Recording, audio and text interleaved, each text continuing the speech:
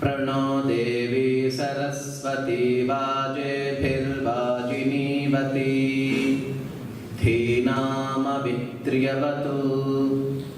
आनो दिवो बृहतः पर्वतादा सरस्वती यजतागन्तु यज्ञं वाग्देव्यै नमः। सुप्रभातम्।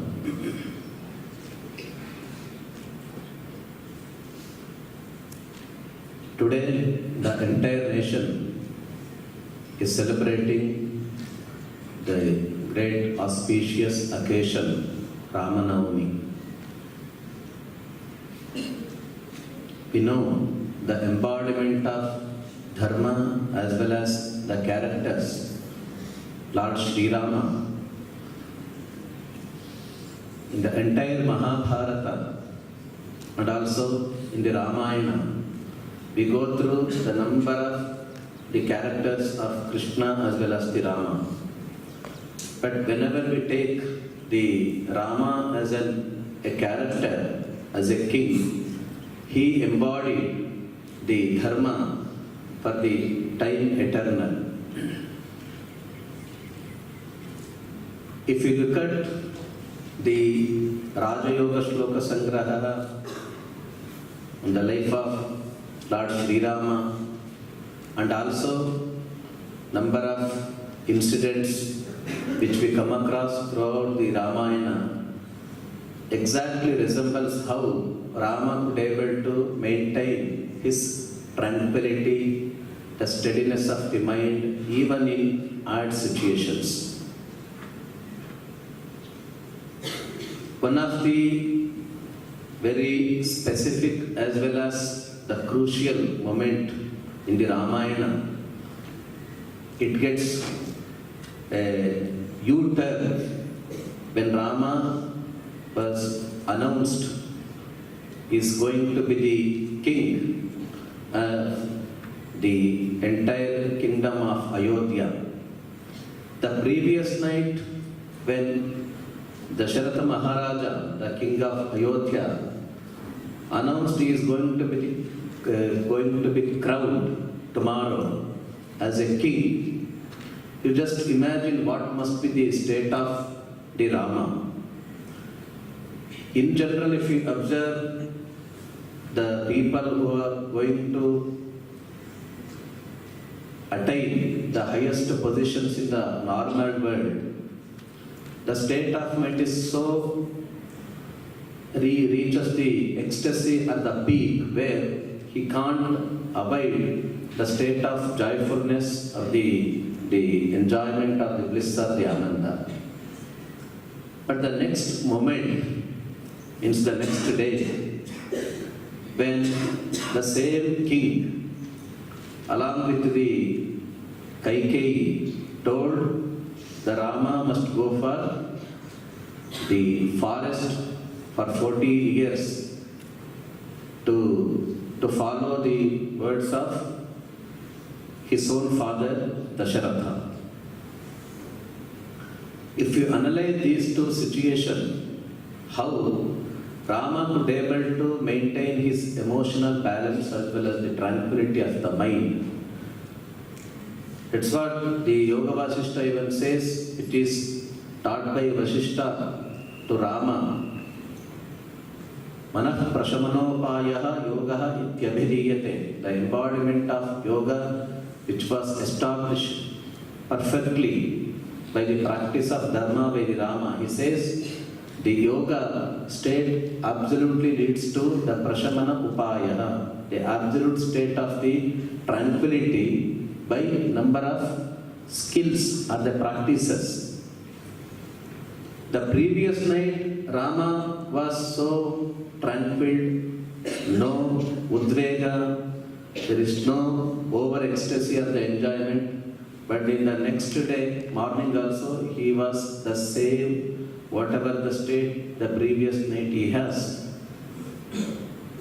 If we come across, the general people come across these kind of situations, what will be our state of the mind? Either we go the super ecstasy called the harsha, or otherwise the absolute depression called the shoka.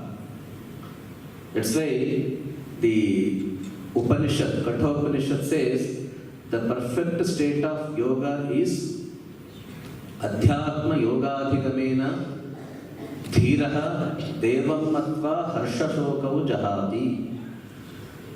Yoga is that state, the Adhyatma Yoga, by knowing the reality of this world, one will be established by overcoming harsha as well as the shoka. The harsha is the joyness or the happiness, whereas the shoka is the depression. All over the world we can witness how people are undergoing the depression because of over expectations.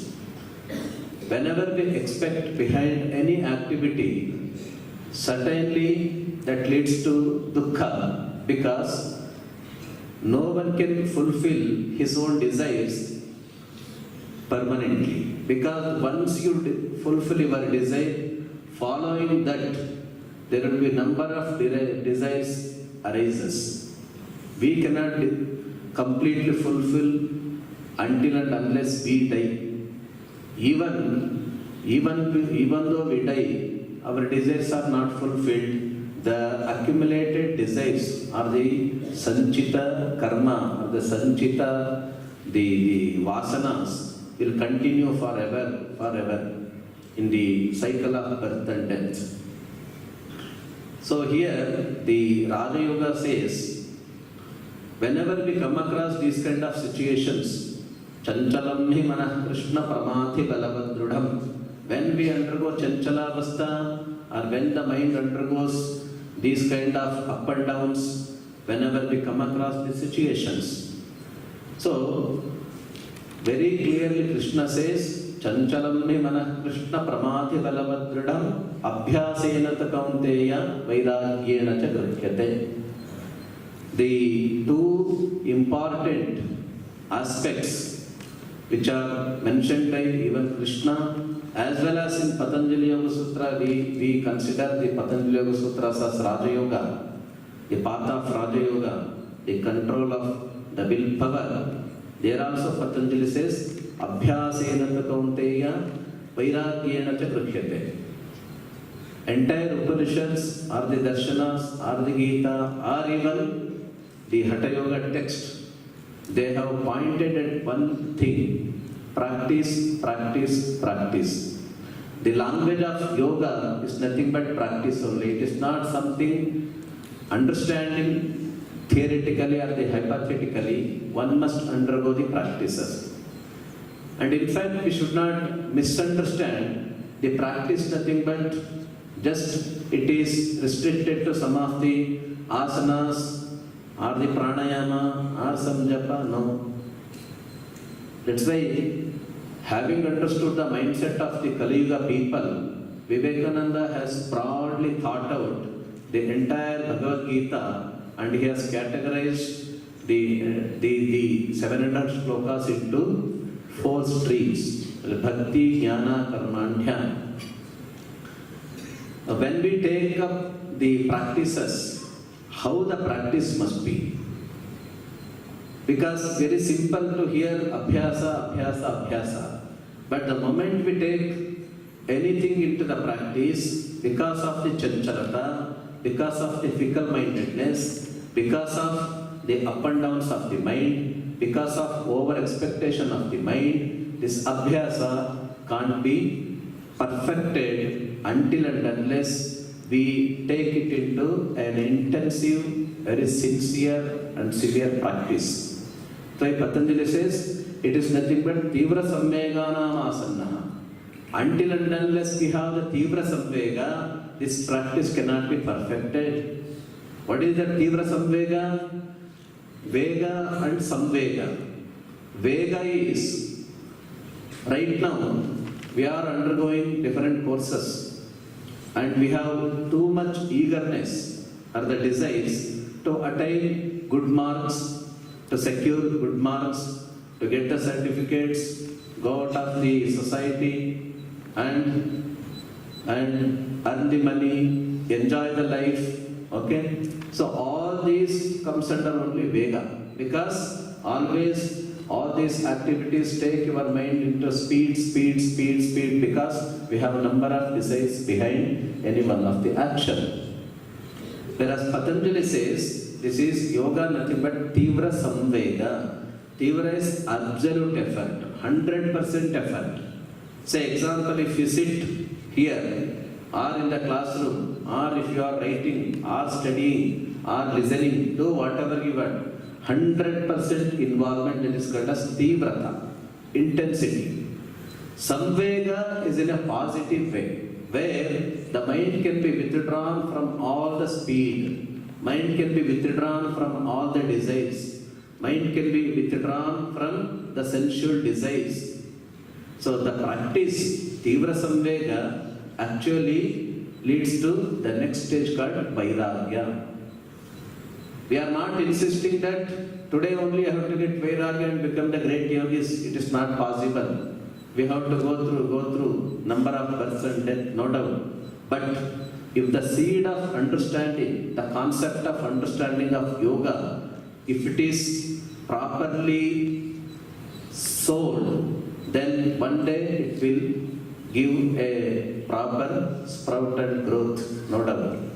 So that's why the Abhyasa must be taken to the most intensive and severely, where one can establish in the Abhyasa. If you look at the great yogis, their autobiographies, one of the incident I remember, Swami Rama, you might have gone through that text called the Living with Himalayan Masters. One of the incident comes, how practice was so intensive. He was usually walking in the Himalayan mountains. One day he wanted to take rest and entered into the cave, and he went into the deep sleep state. Just he was sleeping, and in the same path, one of the common men was walking. He could able to hear the sound, but he could not recognize where that sound is coming from, because the entire place was completely free from all the people. No people are there. No creatures are looking. But the entire atmosphere is so silent, but he could able to listen to that sound. And he tried to recognize and he wanted to approach that sound, where that sound is coming from. Slowly started walking by following the direction of the sound. And ultimately, the sound led him to the cave where Swami Rama was sleeping. And he approached very nearby, and he could able to see Swami Rama was in the deep sleep state, but he could recognize the sound from each and every part of the body, from each and every cell of the body, from each and every hair of the body, that his entire body was resonating with Rama, Rama, Rama, because he was the lover of Rama and he was reciting the Rama mantra. The whole body, the whole cave, and the whole atmosphere, and the entire ambience was resonating with the sound called Rama. This must be the intensity of practice. Until and unless we reach the state of becoming one with the sound, we have to take that practice very deeper. That's what Patanjali says. It is possible. The Abhyasa. How to do the Abhyasa? Dirghakala Nirantarya Satkara Sevita Drudabhumihi.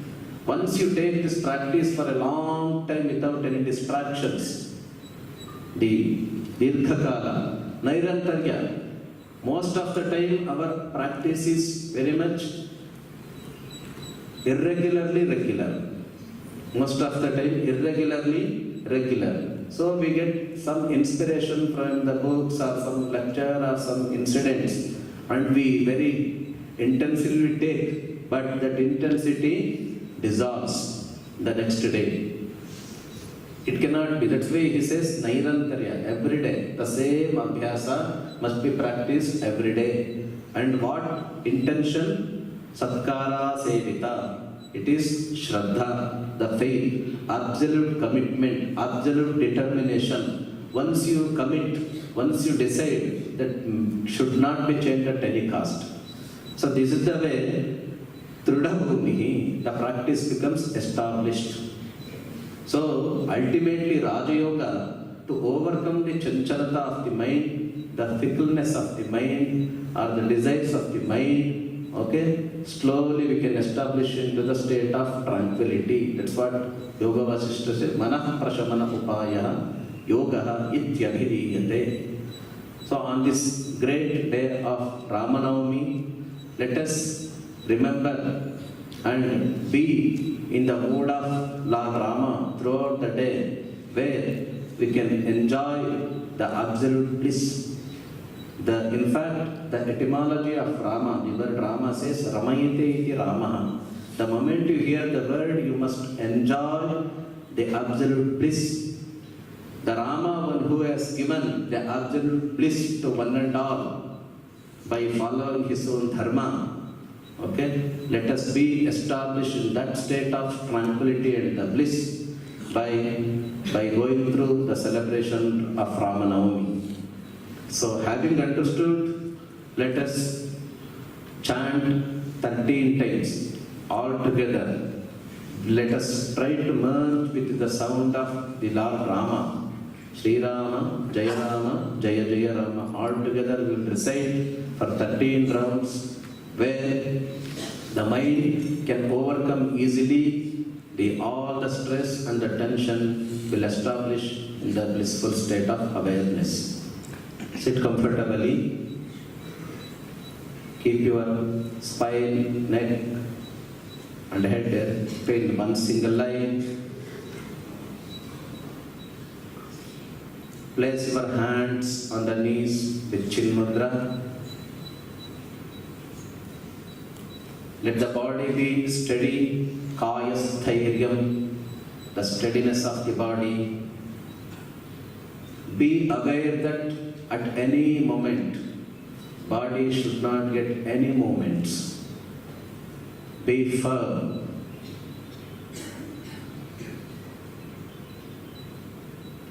Observe and slow down the breath.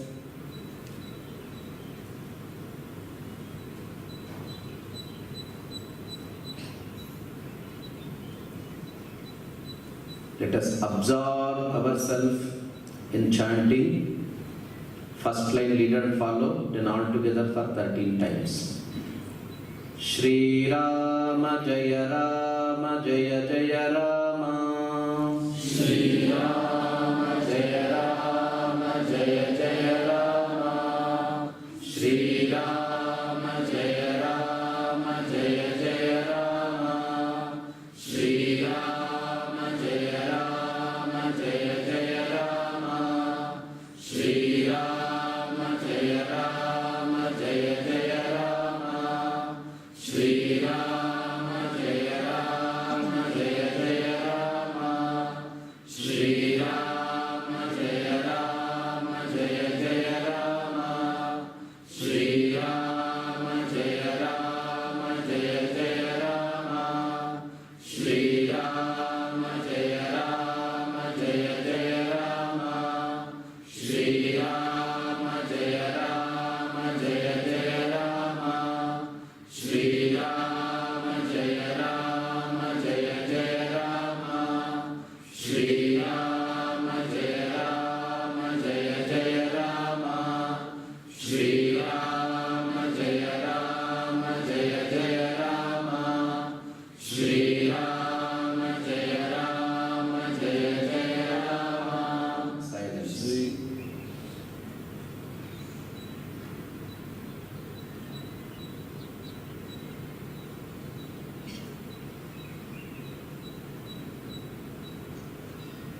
Feel the same resonances of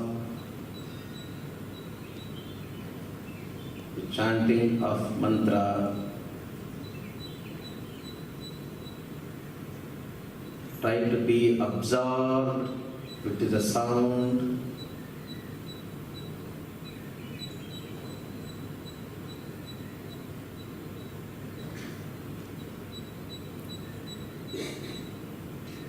With this state of bliss and tranquility, let us pray for the universal peace from the depth of the heart and the silence.